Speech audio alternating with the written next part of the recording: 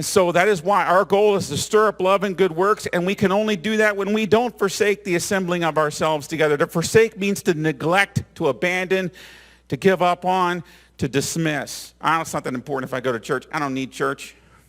And I've heard this many times. People say, I'm just a spiritual person. I do my own thing. Okay. Are you more spiritual than Jesus? Because he founded the church. And if Jesus founded the church, are you going to tell me that you're more spiritual than Jesus, so spiritual that you can serve Jesus without going to his church? I mean, that's arrogant. That's arrogant. and then people will say, well, I don't need to go to church to be a Christian. You're right. You're absolutely right. A car does not need gasoline to be a car, but it sure helps. It helps. I like my car to work. I like my car to take me from point A to point B and sometimes point C if we're really fortunate. I like that. But it needs tune-ups. It needs maintenance. It needs fuel, and church is for that. It's to equip the saints for the work of the ministry, Paul says. Don't neglect church. Don't forsake the importance of church. And by the way, when it says assembling of ourselves together, hear me on this. There are people who just come and assemble. And then there are people who assemble and who help everyone else assemble. So we got people who assemble, and then we got people who help the assembly take place. Both are important. You can't just be selfish and just sort of sit back and be like, well, someone else will take care of that.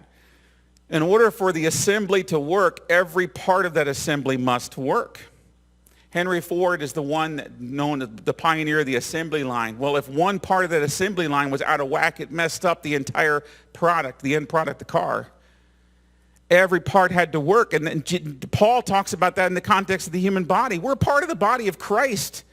And a body doesn't work unless it all works together.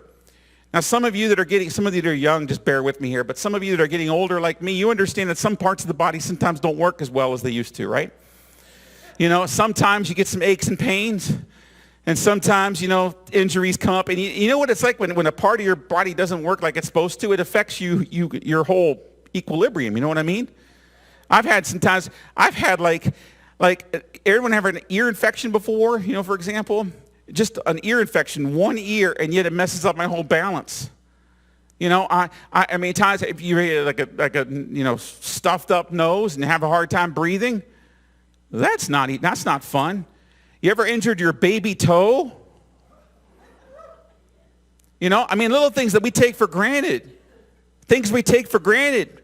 But God knew what he was doing when he designed us. And the body works best when all the parts are healthy and working together.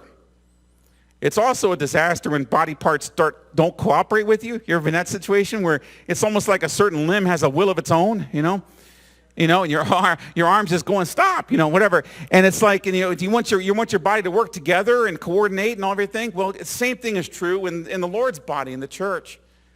We're only going to be able to stir up love and good works and have the impact that God wants us to have if we all work together and if we're all rowing in the same direction. Put your trust in the Lord. Psalm 118:8, it is better to put your trust in the Lord than your confidence in men. People will let you down. And I want to say, honestly, I love this church. But I've been hurt several times in my course of ministry here in this church. And I know I've hurt people, and people have hurt people in this church. And if you're not a member of Olney Baptist Church and you choose to join, I promise you, you will be hurt. There will be times where you're going to get hurt. There are going to be times where you're going to get disappointed. There's going to be times when church leaders let you down. There's going to be times when you feel other church members have let you down. That will happen because we're human. But don't let the reality of our human nature or the attacks of the enemy drive you away from God's will.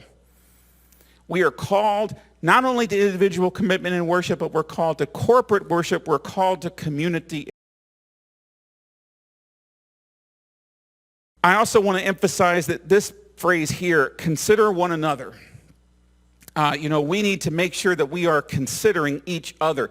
A lot of people come to church with a consumer mindset, or they approach church with, what's in it for me? What can the church do for me? Or then they come with a critical spirit. I don't like what that person's wearing. I didn't like that song. I had one person, this has happened in a different church, but the person approached the praise team leader and said, I didn't like that song you sang. The praise team leader responded, that's okay, we weren't singing to you. So, I was just think about that for a second. Corporate worship, so when we sing together, is very important, but ultimately we're singing praises to God. And ultimately what's most important is that he's pleased with what we're singing. Don't be selfish in church. Church is the opposite of selfishness. Paul hits this point here. Let nothing be done through selfish ambition or conceit, but in lowliness of mind, let each esteem others better than himself. Let each of you look out not only for his own interest, but also for the interest of others. Do you know how many church conflicts would end if everyone did this?